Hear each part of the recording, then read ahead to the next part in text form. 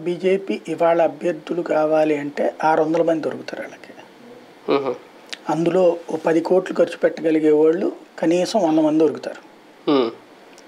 కాకపోతే సమస్య ఏంటంటే డౌన్ ప్లే.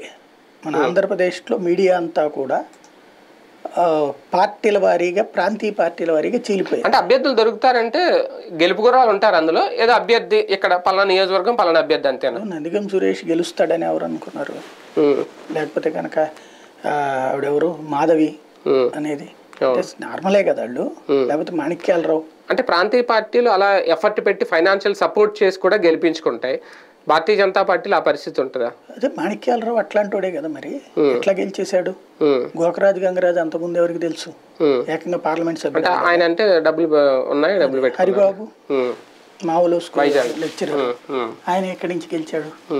భారతీయ జనతా పార్టీలో భారతదేశం మొత్తం మీద అతి సామాన్యులు గెలిచినటువంటిది.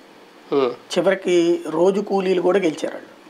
వాళ్ళు చెయ్యాలి. అయితే ఇక్కడ ఆంధ్రాలో గెలిచేస్తారని బీజేపీ పట్టున్న ప్రాంతాల్లో అవుతుందేమో మీరు చెప్పినట్టు. అంతే పట్టు అనేది ఎప్పుడు హరిబాబు గెలిచారు అంటే ఆయన విశాఖ అప్పుడు మరి తర్వాత డిపాజిట్